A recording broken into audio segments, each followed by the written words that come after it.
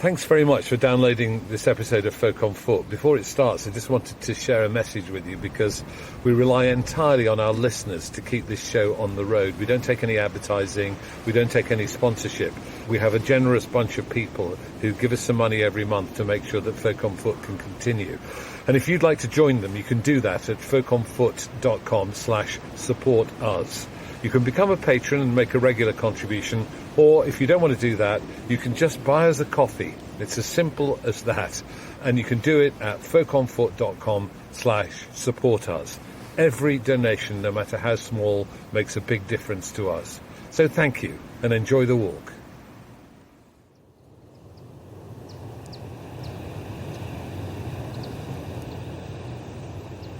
I have to say, I find myself really drawn to places that seem like you can't go on any further, places where you're at the edge of the land.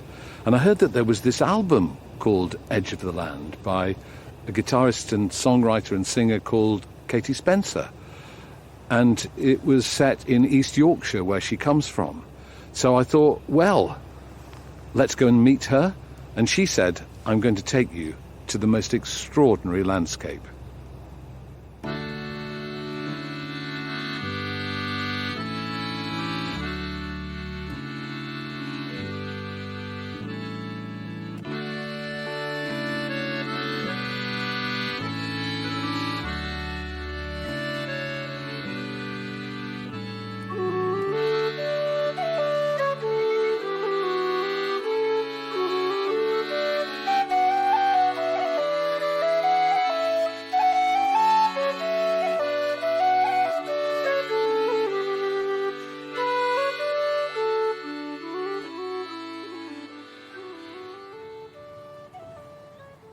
Katie, good morning. What an amazing place you have brought us to. Just tell me where I am. Good morning. It's a treat to be here. We're on the Spurn Point, which is the peninsula that kind of wraps around the mouth of the Humber estuary. So when we're looking down the peninsula, we have the North Sea on our left and the River Humber on our right.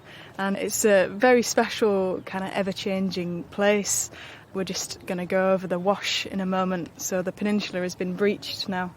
Yeah, so we could get cut off if we're not careful. Yeah, exactly, yes. Yeah, so it is at some time separated from the mainland and becomes an island. That's right, yeah, and that's quite a recent change. I think it got breached in December 2013. It's quite a different place compared to when I was a kid coming here on days out, so that's one of the things I love about it, that it is different. And it's just the most spectacular vista here because there are lots of sand flats on the shore in front of us. I think the tide must be out, but you can see the industrial landscape over on the far side, and you can see a big ship there too on the Humber. And there are wind turbines, and there's a lighthouse. Would that lighthouse be an objective for us on our walk? Do you think we could walk to that? Yeah, I think that would be a great ending point. It's a special place, just right near the end there, in fact. Let's get going.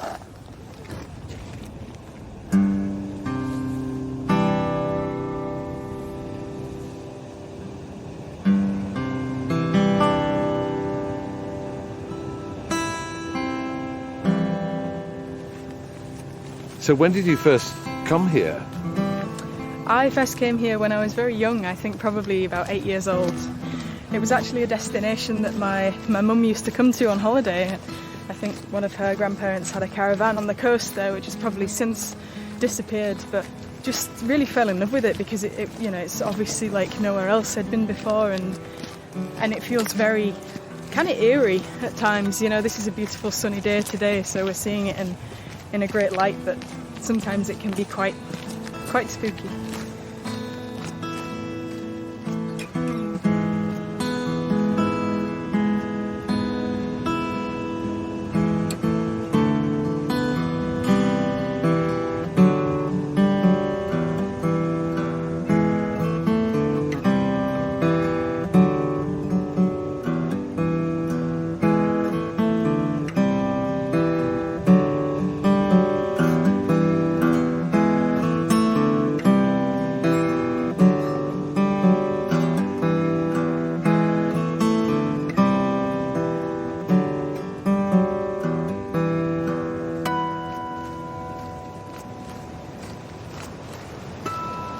And do people live on this little spit of land going out into the sea? Well, not anymore, but it's got an interesting history. There are a group of monks who essentially founded a place called Wyke on Hull, just further up into the river there, and that then became Kingston upon Hull years later. They basically realised how important it was for the Humber to become this kind of international shipping route, you know. That meant that they needed a lighthouse on here, so I think there's been a lighthouse on Spurn since 13th century. And that would have been a staffed lighthouse? Yeah, and so people have lived on here for centuries, with people kind of looking after the lighthouse right up until the 60s and 70s. There's been a strange kind of community living here for quite some time, although the recent changes in the kind of geology of the place have meant that people have to move off, and it was deemed kind of unfair to make people kind of live in such a remote place. Well, I was reading that the peninsula is actually moving because of erosion about 6 feet a year, which is a rather scary thought if you wanted to live on it. That's right, yeah. I mean, we'll see later on that they actually built a railway on Spurn to transport goods, including huge rocks that they tried to kind of use to shield the land from the sea somewhat. And so, yeah, it's a really interesting place for thinking about the relationship that people have with this kind of wild landscape. You know, you try and tame it, but it's kind of impossible, and because it is shifting so much with the boulder clay just being dragged away all the time, you know. And there's a funny story about a lieutenant in the First World War. He came down here and he decided it was a good idea to bring his very swish, fancy sports car with him, and they actually fitted railway wheels to this sports car. And it proved to be an amazing thing because they ended up using it for about, I think, 30 years, trying to transport things up and down Spurn, which is quite a funny thought. That's really an extraordinary image, that, isn't it? We're actually on the beach now. We've got sand underfoot and pebbles, which is making walking more challenging in a way. But I wonder if you might sing a song, because I think you've written a song inspired by this place. Yeah, that's right. I've written a song called The Edge of the Land, which is the title track to my second album that was out last year. It's really inspired by this landscape and that feeling of being at the edge, and how that kind of informs people's lives around here and the relationship that we have with the landscape. It was initially a song that I was asked to write by a festival that's held in Hull every year called the Freedom Festival. They asked me to kind of celebrate the city, but also to think about its kind of maritime connections. I remember sort of feeling quite daunted, you know, by the thought of trying to fit in so many memories and feelings into a song, but it ended up being a really wonderful thing. I sort of used this jumping off point of this beautiful book of photographs by Faye Godwin.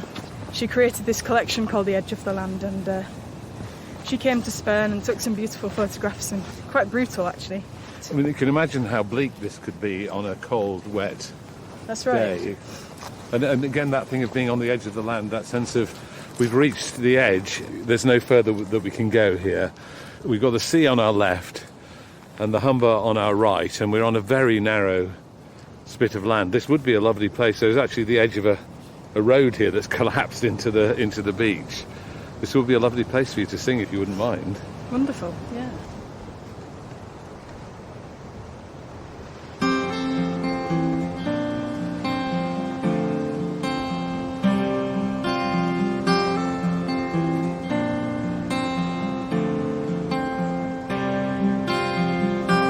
Rolls and rolls of barbed wire waves, years and years of industry fame.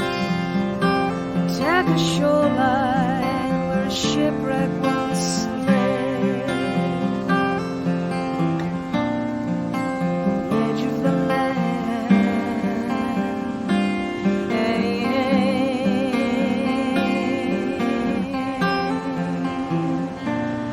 Decades of daily strife, fisherman's pride and hand-scarred wives make for inspiring lives. The city's children,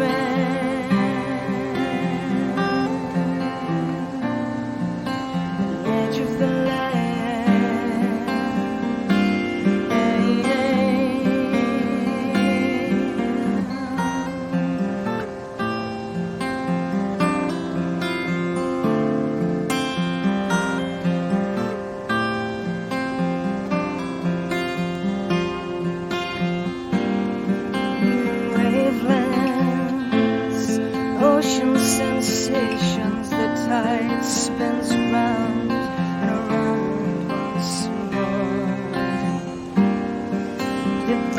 futures, new arrivals, culture bleeds at the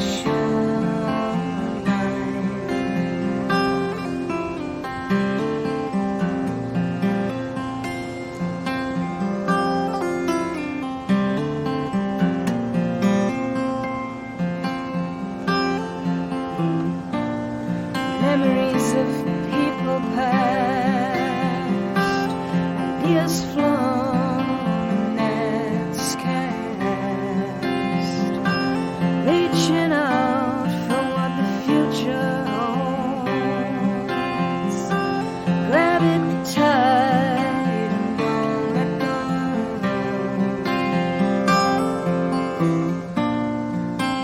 The edge of the land.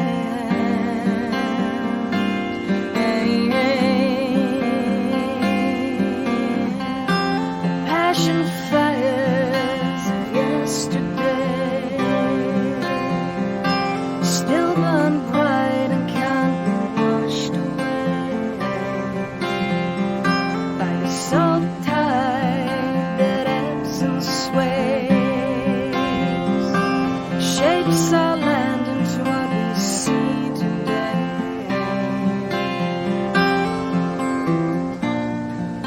The edge of the land.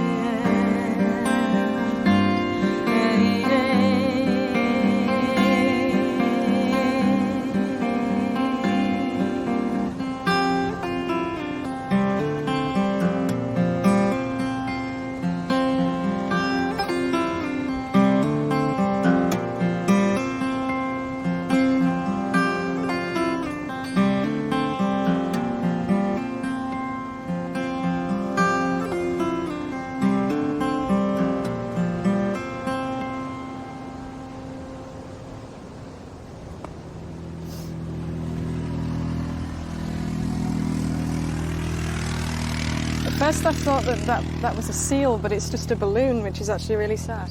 Oh yeah, somebody's birthday balloons escaped, isn't it? Yeah. Right, come on, let's get moving. It's cold.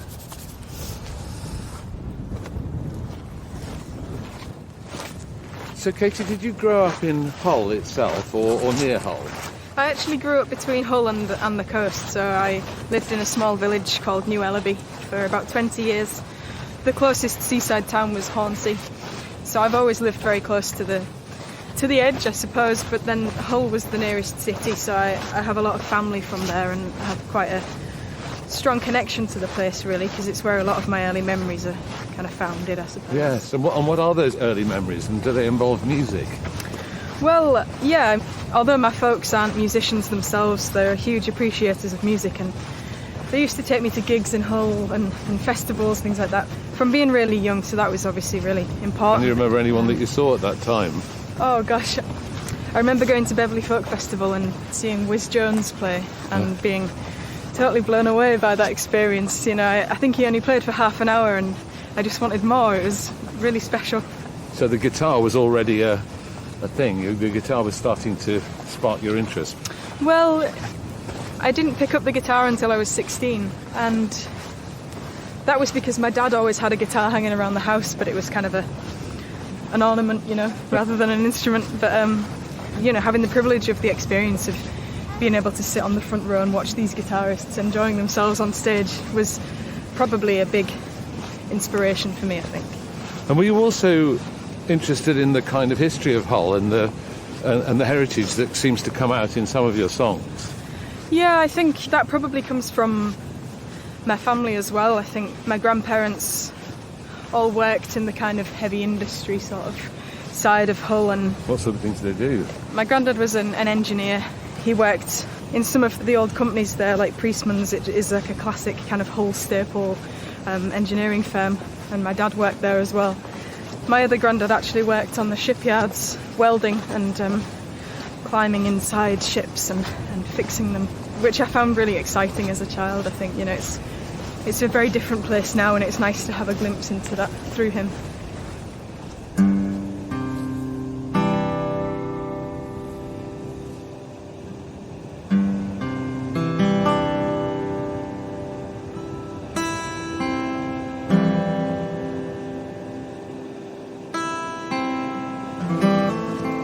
And did they tell you stories of the industrial past of Hull? Yeah, I think perhaps what I enjoyed grasping onto was probably the more emotional side of it. You know, I guess the pride that comes with that generation really enjoying the life that they had and creating these, you know, my granddad helping to create these amazing ships, and the story that involved as it kind of journeyed through its life and where it possibly ended up. I think kind of emotional aspect to it really got a hold of me, I think, as a child.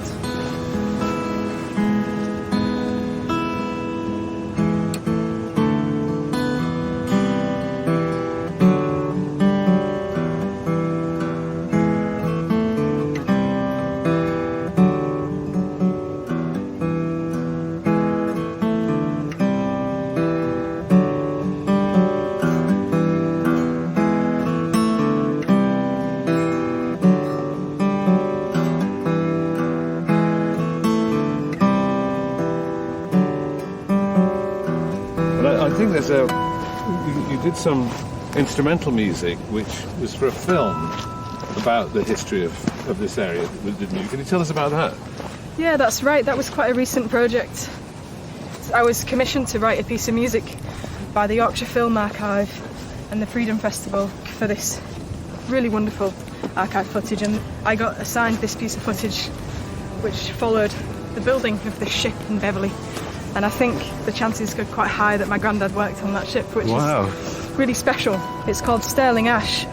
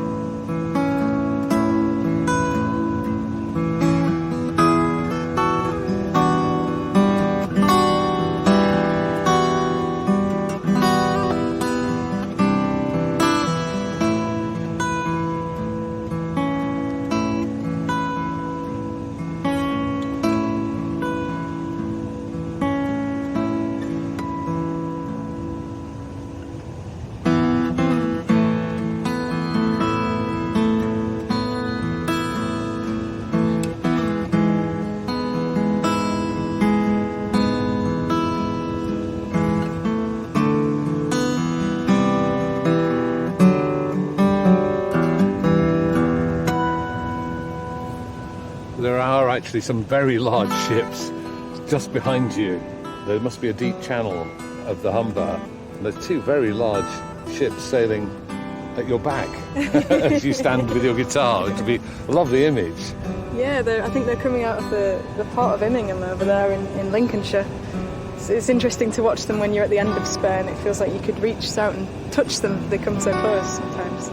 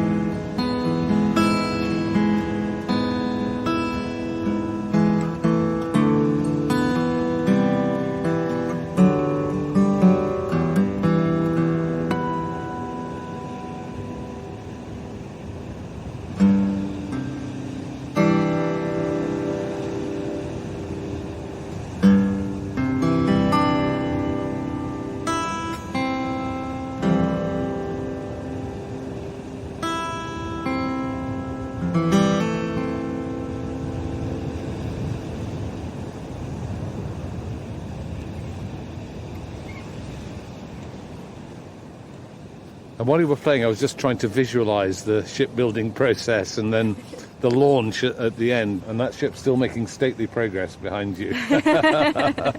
and we should just say where we are, because we're still on this spit of land, which is mostly sand to our left, but on our right It's quite a very flat, I should say, extremely flat, so you can see a long way. But there's pebbles, and then there's bits of concrete and bits of building. Yeah, there seems to be a part of a brick wall that's washed up, and it's been eroded slightly by the sea.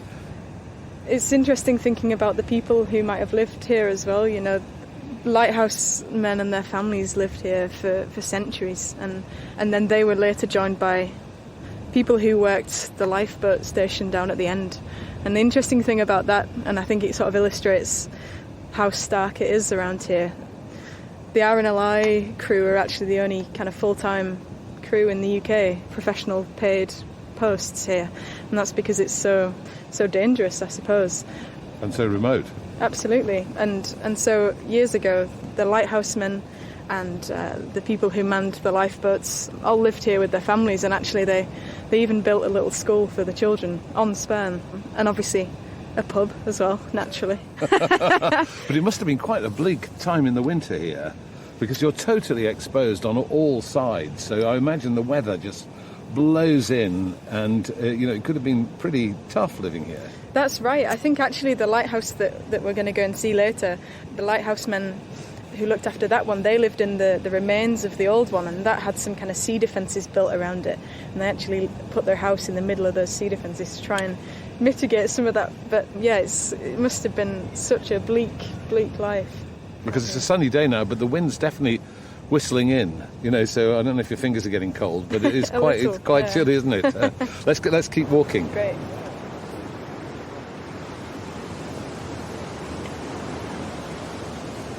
So let's just talk a little bit about the music that has influenced you, or the music that you were listening to when you first started playing the guitar, that you thought, I would love to be able to play like that. Who was it?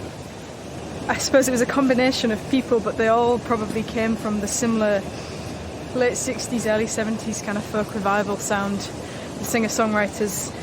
I think my main man would probably be John Martin, for his kind of atmosphere and musicality to his lyrics, and of course his unique guitar style that really drew me in and opened the door to a lot of other music, really. And how did you find him? Was he in your parents' record collection, or did you find him online? Or I actually remember watching a documentary, I think, on the BBC, and it was all about different kinds of folk music. So there were people like Vashti Bunyan and Roy Harper and folks like that. And then a video came on of John Martin, and I was totally blown away. And I kind of fell down the rabbit hole of that whole scene, really. And then my folks fell in love with that as well, and we went on that journey together a little, which was really wonderful.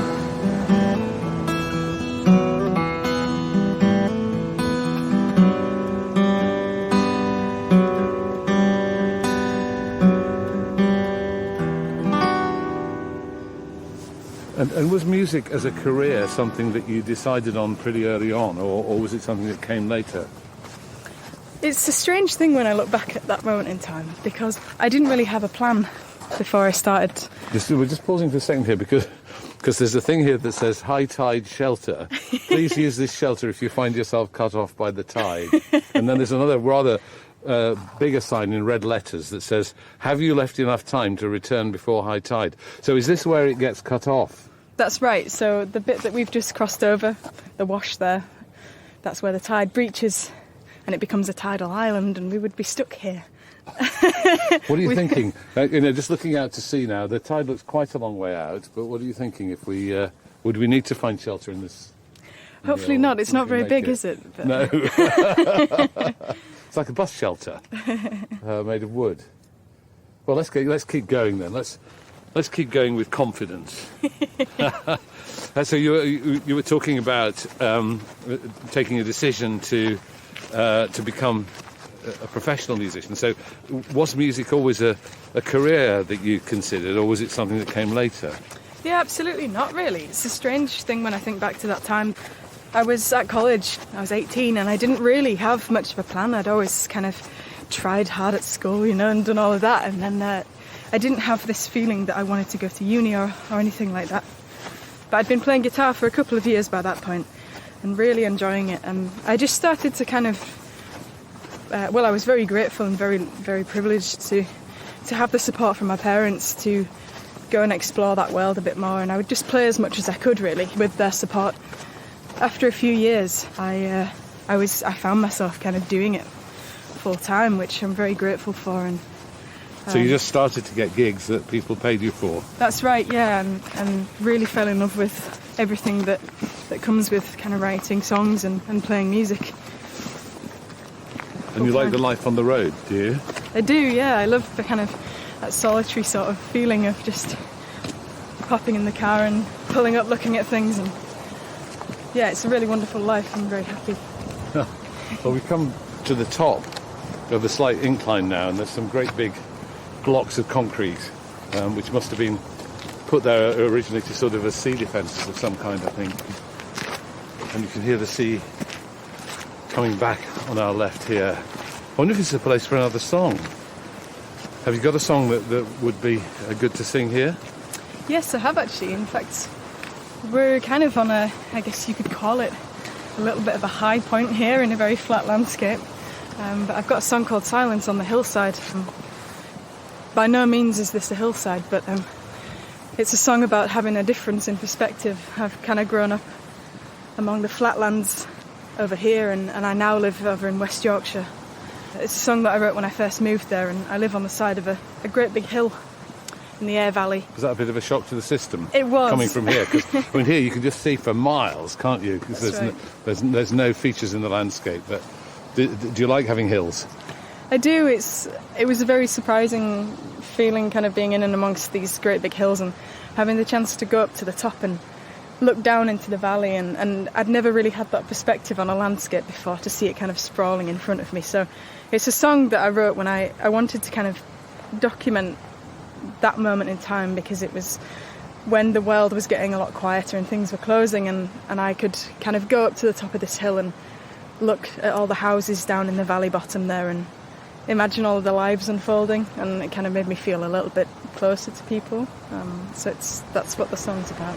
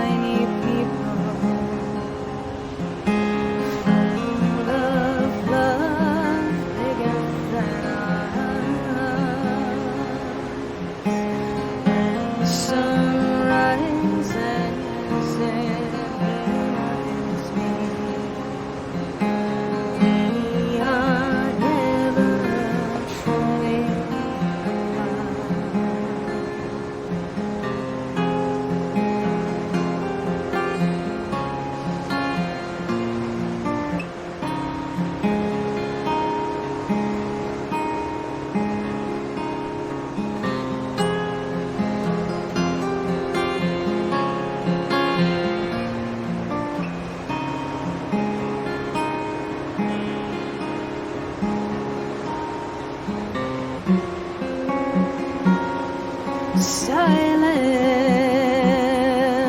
on the hillside. You know, it feels like nighttime,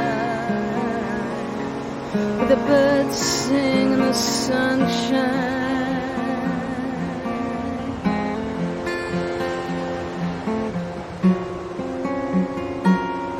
It's deserted down in the valley. People with family, sharing quiet stories at home.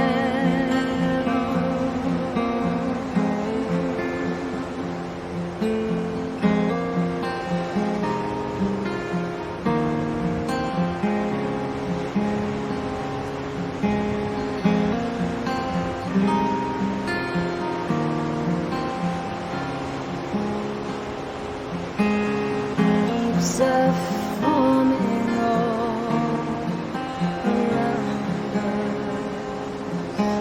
us, smelling that spring is around the bend. Time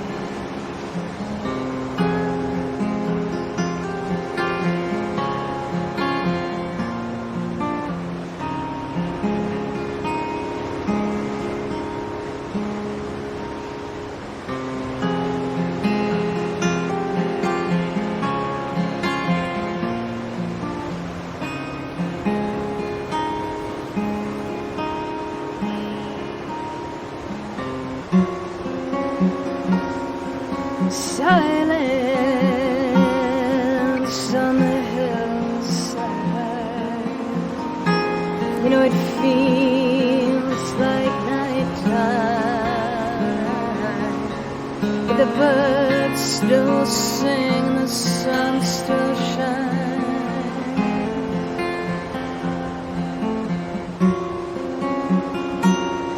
It's deserted down in the valley. People, family, sharing quiet stories that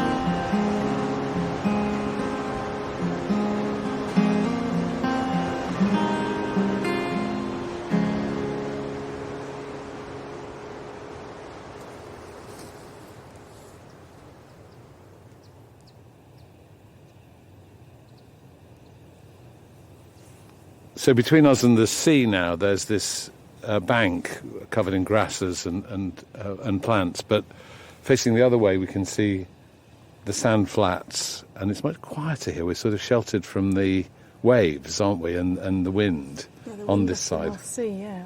And we're looking towards the Humber now, aren't we? Yeah, that's right. So Hull is to our right, and that's Lincolnshire over there, so the Humber splits the two counties. And on this side, it doesn't seem like the tide's coming in, but it may well be creeping up on us from behind that bank. I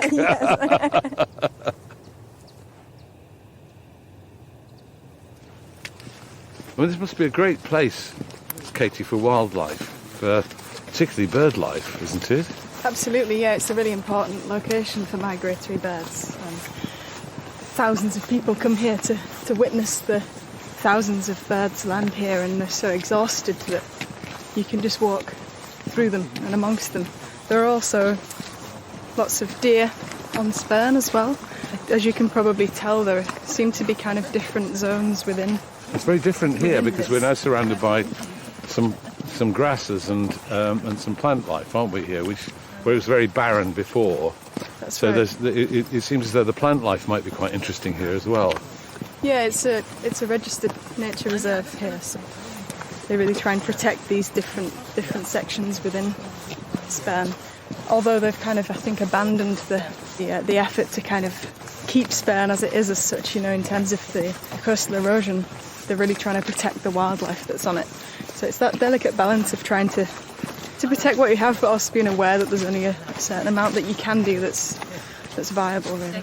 And then we can hear other people talking behind us, which I assume means that it's quite a popular spot for people to come and walk, particularly on a nice day like this. Yeah, absolutely. I think it's a really nice. I think it's 3 miles long, so it's a 6-mile walk, and especially, yeah, exactly on a day like today, it's a beautiful place to be. There's nowhere better, is there? No, it's fantastic.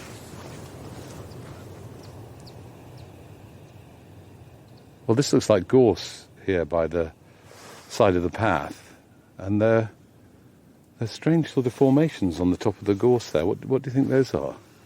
Yeah, they look like some kind of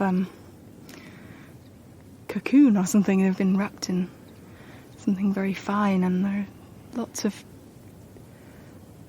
tiny things making small movements around. Yeah, it looks like cotton wool actually, wrapped round some of the branches. Thousands of caterpillars inside. Do you think? Something. Yeah. Oh, this is going to be alive with butterflies just here, isn't it? Yeah, there are lots of these little pockets that I can see now, all over the gorse. Oh yeah, there's some over there as well, isn't there? Yeah.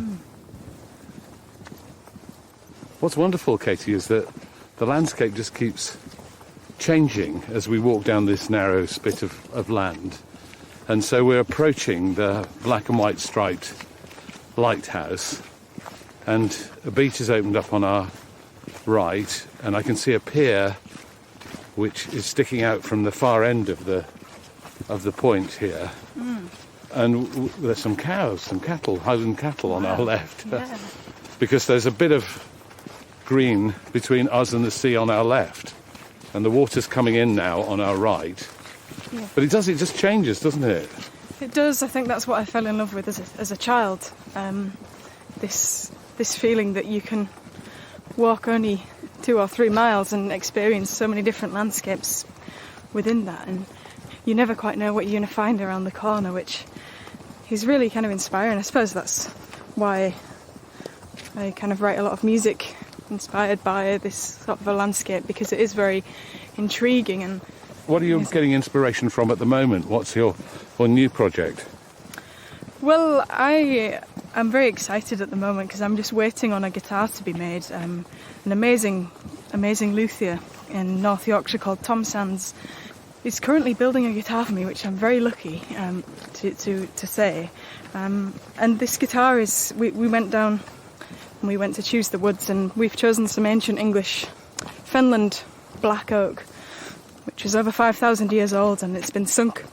And quite often farmers around in Norfolk plough up these great big ancient pieces of oak. And Tom is creating a guitar for me out of that wood, and also some ancient Sinker cypress from North Carolina. And so there's this kind of really interesting ancient feel to this guitar, and I'm really intrigued to kind of write some songs that are inspired by this kind of disappearing nature of the Holderness coast, just further up from where the Fenland oak is from. And I think there are supposed to be about 29 villages that have disappeared just off the Holderness coast since Roman times, which is quite a number really, and I just want to sort of write some songs in that theme really with this guitar. So that's what I'm focusing on in the next few months, just thinking about this. And I wonder if you're going to be able to sort of just draw something out of that wood, because, you know, to have wood of that antiquity under your fingertips would be inspiring in itself, wouldn't it? Yeah, I think it's going to be quite a magical instrument in the end, and it's very intriguing to think about the music that might be made on it over the years, and think about the life that it's already had. Yeah. So we're right underneath the lighthouse now, and it's an imposing structure. Painted in bands of black and white, and with the big light at the top. Presumably they don't use the lighthouses anymore because navigation's improved so much. That's right. This lighthouse is actually now a museum that you can visit every so often. It was built in the late 1800s. Yeah, and there's some people having a picnic outside it, look. I wonder if you might sing for us here. Have you got a final song for us? Yeah, I've got a song called Shannon Road, which is a song celebrating the city. It's just really a kind of collection of memories from my time. Hull. Yeah, my time spent growing up in Hull with my grandma on Shannon Road.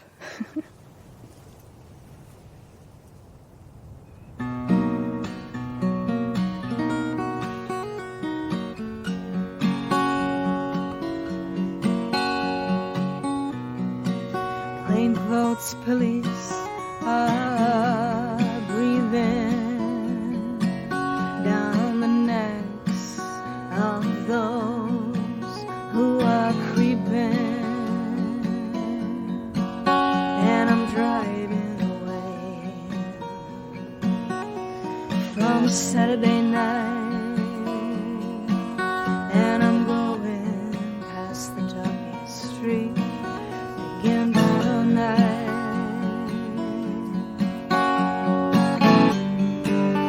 Streetlights, they flicker on and off, on and on, on and on. It's the Shannon Road, silent disco.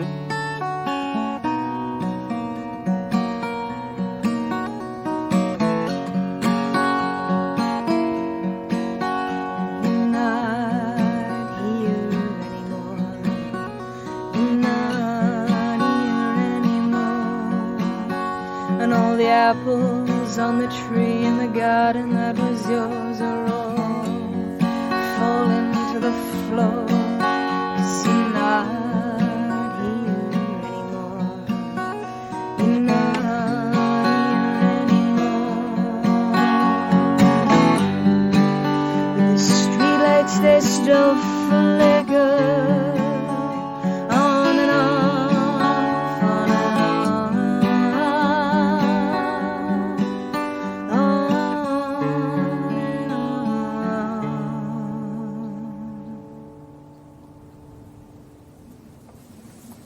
Stacey, that was fantastic. Thank you so much. It's such a nostalgic song, isn't it, really? Do you feel a nostalgia for Hull now you're looking at it back from West Yorkshire?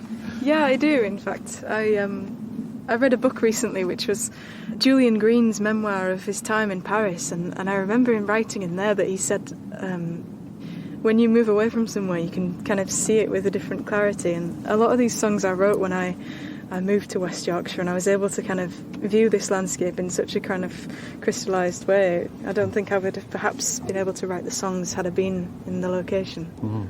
Well, it's been amazing to come to this place with you today, not just to hear your beautiful songs, but to see this extraordinary landscape. Thank you so much for bringing us. Thank you. It's been a real treat to explore.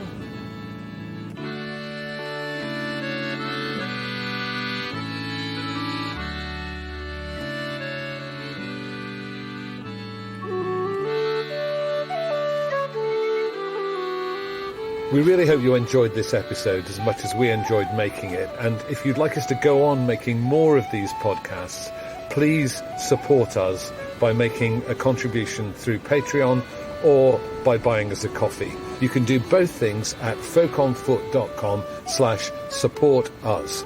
And we really appreciate any donation, no matter how small. We love making Folk on Foot, and with your help, we'd like to go on making it forever.